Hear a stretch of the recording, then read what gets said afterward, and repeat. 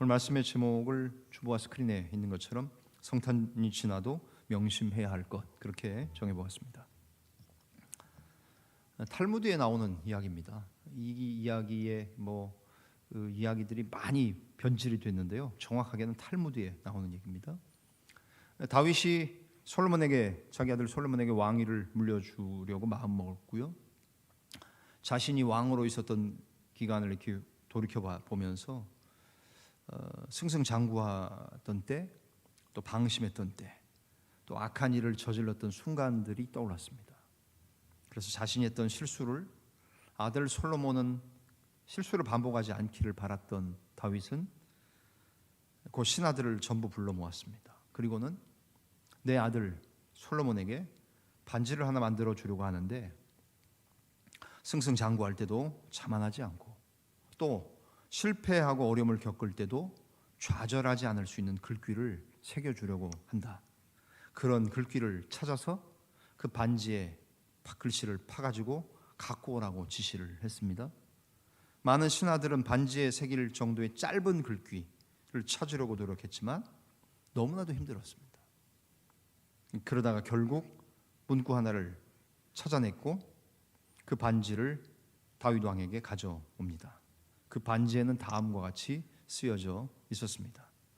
이 또한 지나가리라. 많이 들어보신 이야기죠.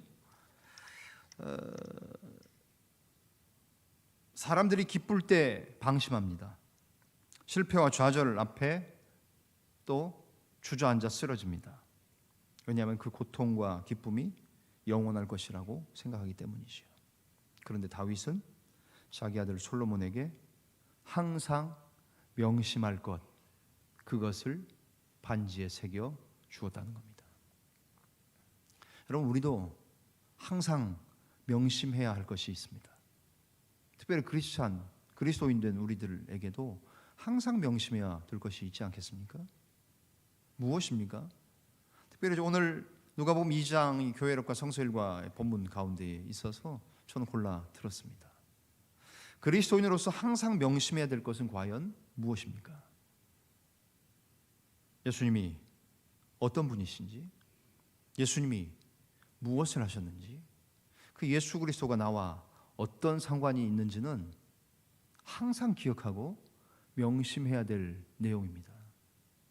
그것은 특별히 오늘 누가복음 2장은 성탄, 거룩한 탄생이신 예수 그리스도의 나심과 관계될 때 우리가 읽는 본문이기도 하지만, 성탄절이 지났고 새해가 됐지만 일평생 동안 명심해야 될 것은 바로 예수 그리스도, 그는 누구신가, 그리고 그분은 무슨 일을 하셨는가, 그리고 그분은 나와 어떤 관계가 있고 오늘 나는 그분과 어떤 관계인가를 끊임없이 기억하고 명심해야 된다는 말씀입니다. 오늘 본문을 통해서 몇 가지로 그것을 살펴보려고 합니다. 첫 번째로 시므온의 예언을 통해서 우리가 보게 되는 것은 뭡니까? 예수님은 만민 앞에 예비된 이방의 빛이시라는 말씀입니다. 앞에 제목 나왔죠? 여러분, 저녁 식사도 못 하시고 빗길에, 어두운 길에 막 달려오신 분들도 계시지만 이 정도는 읽을 힘은 있으실 겁니다. 그러니까 같이 한번 읽어보실까요? 제목 1번 시작. 예수님은 만민 앞에 예비된 이방의 빛이시다. 그렇습니다. 왼쪽 그림은 말 그대로 시므온이라는, 하나님의 위로를 기다리면서 성전에 있었던 시므온이라는 사람을 묘사하고요, 오른쪽에는 여러분 좀 그림을 보시는 분들은 좀 대략 좀 때려 맞히실 수도 있는 사람입니다. 빛의 화가 누굽니까? 렘브란트의 그림의 특징 여러분 아십니까? 저 성화에 항상 자기를 그려 넣었다는 사실이에요. 보세요. 지금 시므온이 아기 예수를 안고 있죠. 근데 예수님 당시에 AD, 이제 정확하게는 BC 3년, AD 1년이 예수님 오신 거 시작한다고 하지만 신학적으로 볼 때는 BC 3년 이렇게도 얘기합니다. 근데 그 당시에 있던 두 사람 말고 뒤에 중세의 모자를 쓰고 있는 사람, 코수염도 이렇게 그리고 있죠. 누굽니까? 렘브란트 자신입니다. 그러니까 상당히 렘브란트는 빛의 화가로 명암을 대조했던 그런 그림으로도 유명한데, 상당히 많은 그림에 자기 자신을 그려놓고 있어요. 의미 있지 않습니까? 그림 그리는 사람 마음이에요. 엿장수 마음인 것처럼 그림 그리는 사람의 마음이죠. 그런데 렘브란트는 그림을 그리면서 시므온이 아기 예수, 탄생하신 아기 예수를 안고 그렇게 성전에서 하나님을 찬양하는 그 자리에 자기도 있었으면 좋았을 것을 생각하면서 저렇게 그려놓는 거예요. 전 미술 잘 모릅니다. 음악 잘 못합니다. 저는 체능은 좀 운동은 좀 좋아하는데 예체능 다 말하긴 그렇고 예능은 꽝입니다. 미술 음악 잘 못합니다. 근데 렘브란트의 그림은 잘 찾아보곤 합니다. 왜냐하면 성경에서 설교할 때도 많이 이렇게 여러분들 보시라고. 이게 아무것도 없는 백지 상태에서도 여러분의 상상력을 동원하실 수 있지만 하나 보면요, 그래도 우리 머릿속에 이게 각인돼요. 임프린팅 돼요. 딱 새겨지잖아요. 우리도 좀 그랬으면 좋겠어요.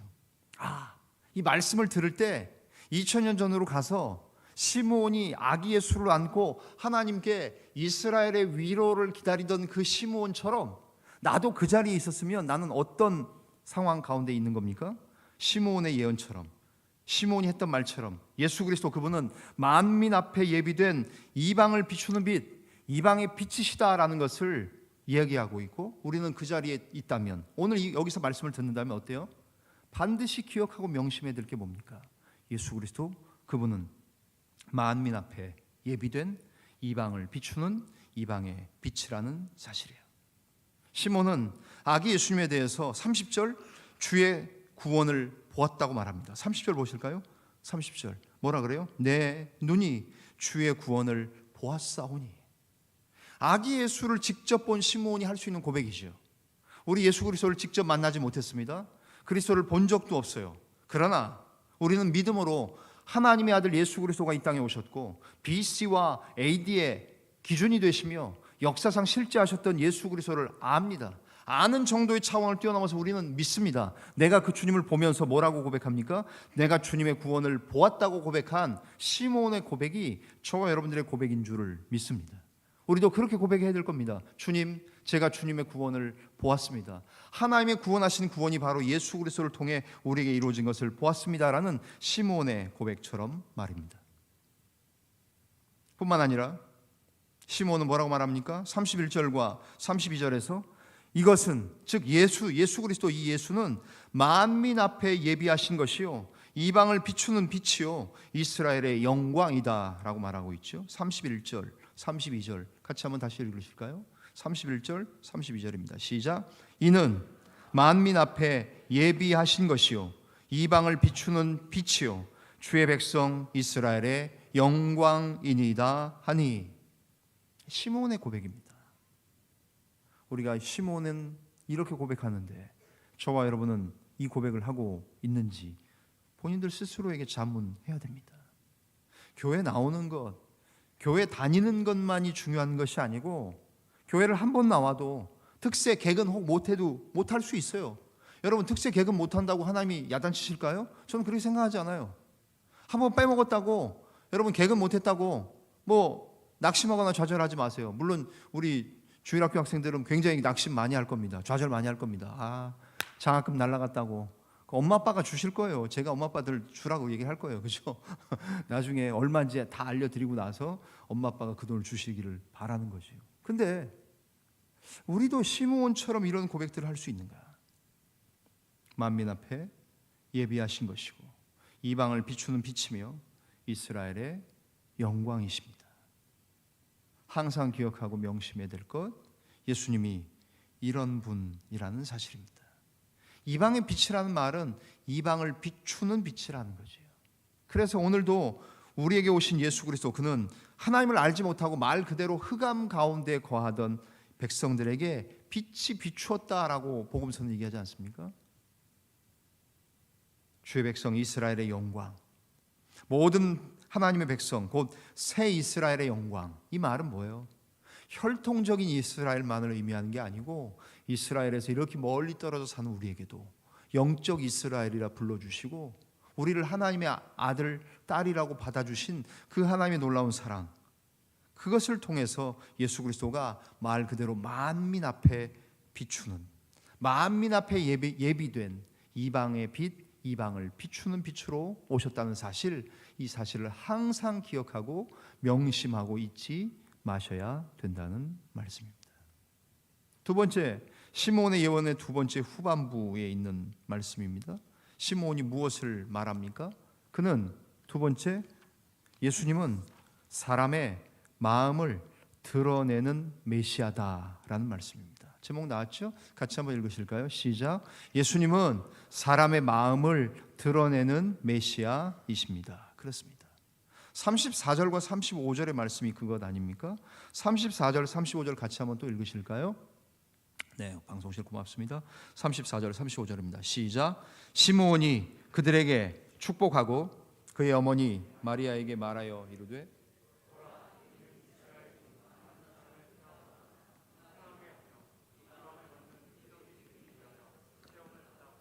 또 칼이 내 마음을 찌르듯 하리니 이는 여러 사람의 마음의 생각을 드러내려 함이니라 하더라. 아멘. 시므온은 더 나아가서 장래에 이 아이, 즉 어린 아기 예수 그리스도의 장래에 대해 예언을 합니다. 여기서 우리는 예수님의 이중 사역을 보게 되죠. 예수님이 오셔서 어떤 사람은 예수님이 오셔서 구원을 받고 환영하며 즐거워하고 반겼습니다.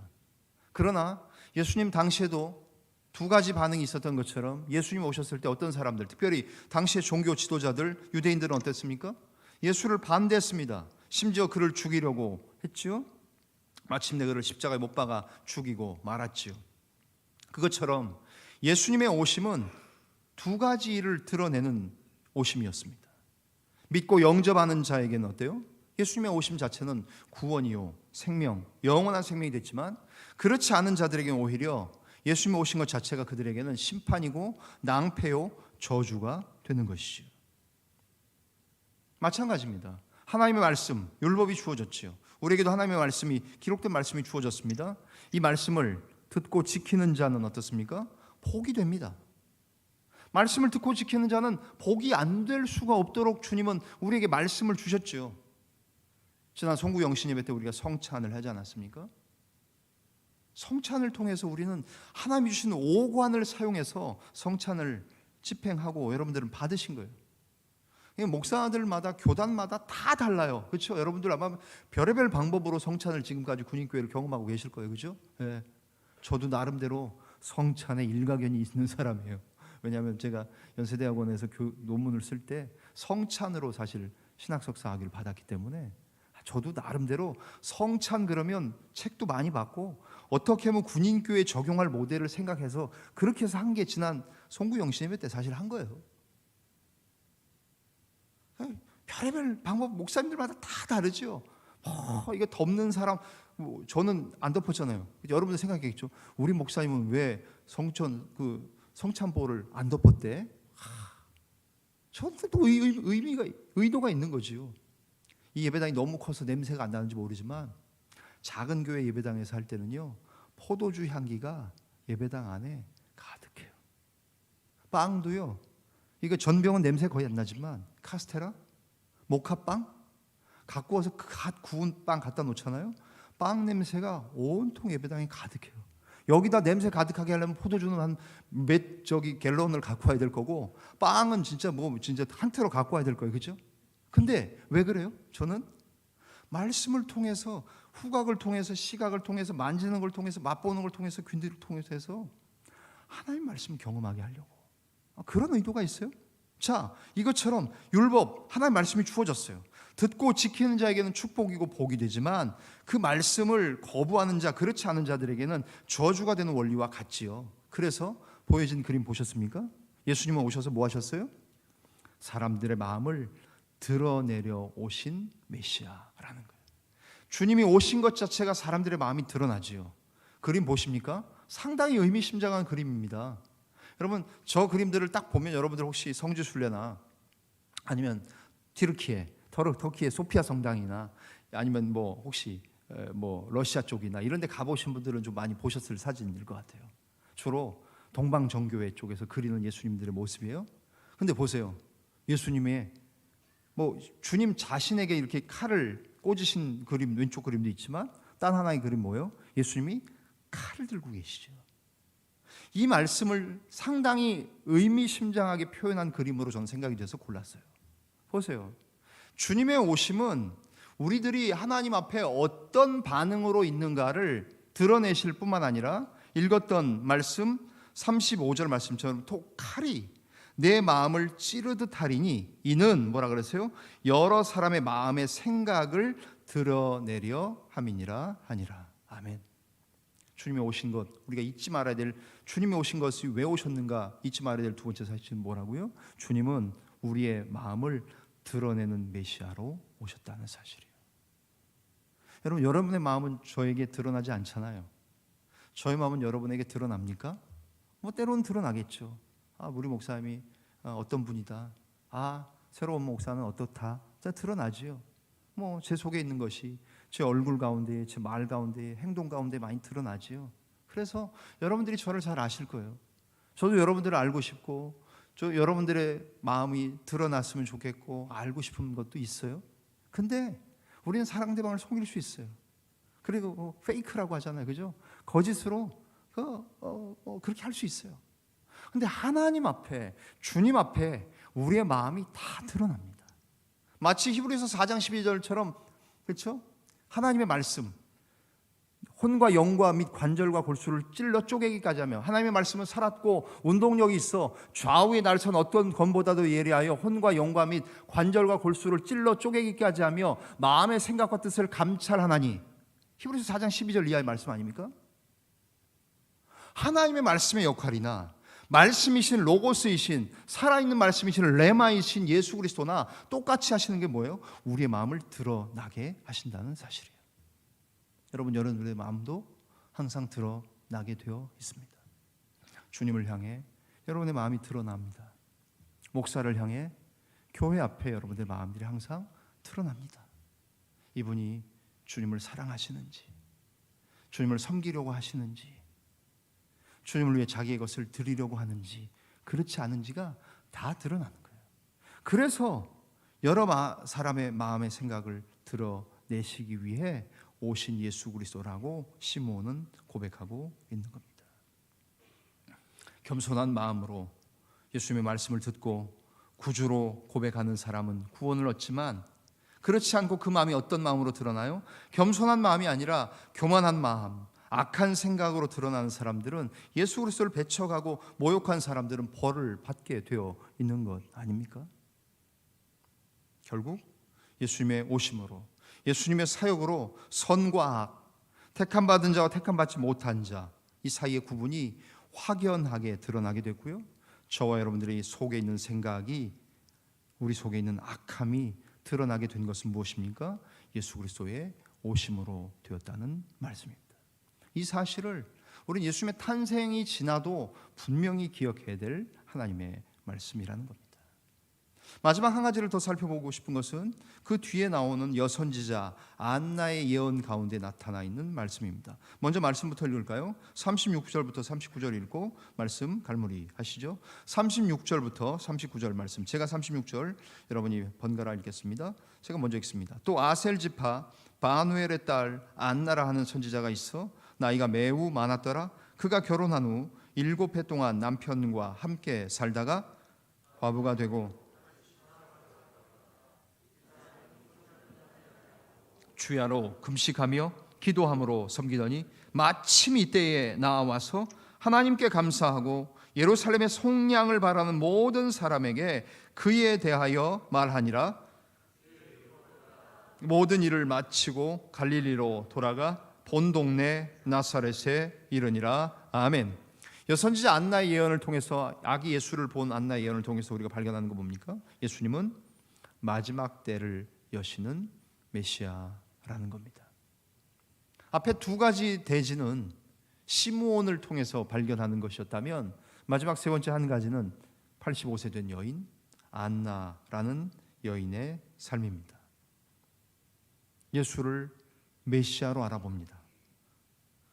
그러나 이 여인의 반응은 다르죠. 38절에 있는 것처럼 마침 이때에 나와서 하나님께 감사하고 예루살렘의 속량을 바라는 모든 사람에게 그에 대하여, 누구에 대하여?